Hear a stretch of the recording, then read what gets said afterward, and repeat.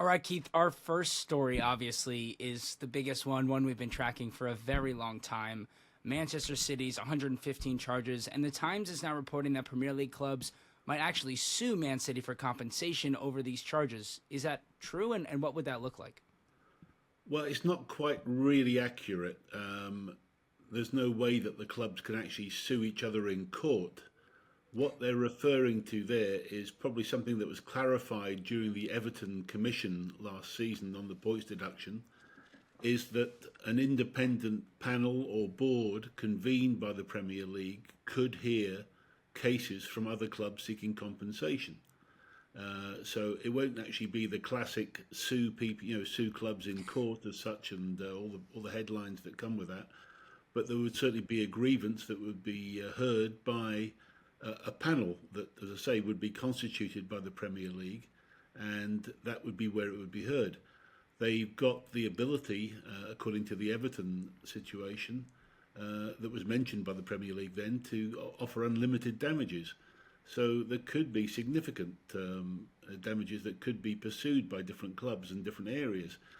The the Everton issue is one that probably still has not been resolved. There are clubs like the Burnleys, the Forests, etc., the Leeds, who have said that they may well take these take these positions, and we've yet to hear if they will go forward. Now, I don't know whether that's all dropped apart yet, or whether they're actually just waiting to hear further information.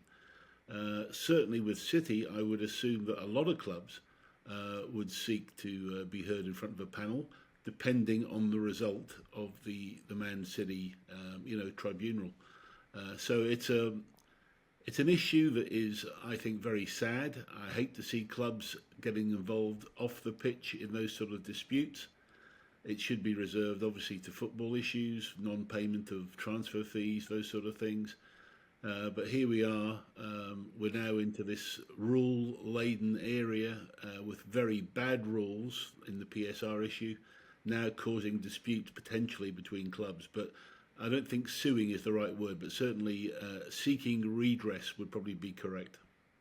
And the clubs that are seeking redress, would that only apply to potentially the clubs that are in the Premier League right now, or that could apply to clubs like Watford, Huddersfield, clubs that were in the Premier League while some of these charges actually incurred? Yeah, look, in theory, it could do. I mean, there was the famous case before of West Ham and Sheffield United with Tevez and Mascherano going back quite a few years. But nevertheless, that was a case that went on while Sheffield United were actually relegated, from my memory. So, look, yes, in theory, it could do if clubs feel that they were relegated due to unfair practices by other clubs. That would be one of the cases to go forward. Now, I do think, though, that people have got to be cautious about this. It's all right say, example we're using of Everton and say Burnley. Burnley are saying, well, Everton didn't play by the rules, therefore that caused their relegation.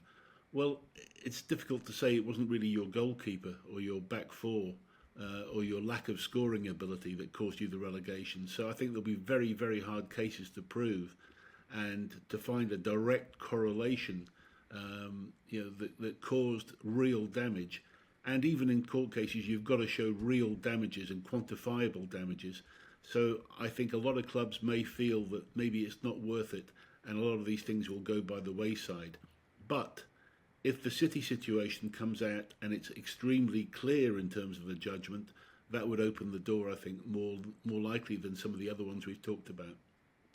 Most definitely. And while this is all going on, is there any other key updates with the 115 charges and with the actual hearing that is supposed to start in the coming weeks, or we're still just waiting for that hearing to start before we get any real updates?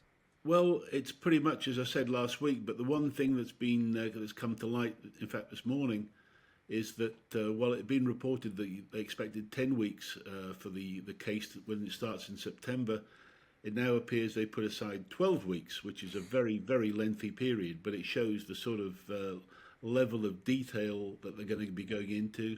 Obviously, with 115 charges, there'll be an immense amount of detail and testimony and cross-examination, etc. A lot of expert witnesses, so it's going to be a long case. Now, if they're going for 12 weeks, that also means that they'll probably need a similar sort of period, between 3 and 4 months, for the judge to, or not the judge, sorry, for the head of the commission to write up the judgment and to come to some sort of written assessment. So we're already talking about Easter potentially before we get to the actual judgment being released. You're then talking about time to actually analyse it and then potentially appeal. So as I said last week, I think we're looking at potentially next season before we get to a final situation. Meanwhile, as I've said continually, I think it's really important that the Premier League and City do try and find a way forward to accept things, try and stop the appeal process and actually put an end to this whole charade that's gone on for too long now and is damaging the league. Most certainly, and back onto the football pitch with Manchester City a little bit. Obviously, they've dealt with some injury issues. The loss of Julian Alvarez now has left the club, but not too many incoming so far this window. Bruno Guimaraes is a name that has been of interest for a while, but it seems like he's staying at Newcastle after the latest developments of him being given the captain's armband. Ilkay Gundogan now linked with a return. Can we expect Man City to actually make another signing in this window, or they're being real careful? Yeah, I think Gundogan will be the one that may well come back. I saw that he'd also retired from international football, which is another good, big sign. I think that he wants to come back and play for Pep. I think he'd be a great signing for them. I mean, he certainly is the sort of the steel that I saw in City's team a couple of years ago. So it's I think that's the one that they would welcome back. I think Pep loves him, and I think he would fit right back into the whole squad.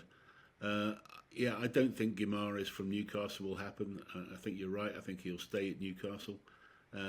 But, Pep is not exactly got a threadbare squad, to say the least. So, they're very clever. They'll have done their work. If there is to be, I think there may well be one or two that may come in before the end of the window.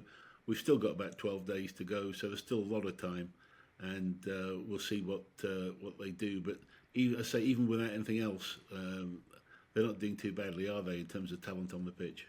No, they're not. It's funny, we talk about how all the outgoings, and they could still field two of the strongest 11s in the Premier League, if not the two strongest 11s in the Premier League. So I don't think we need to be too worried about Manchester City.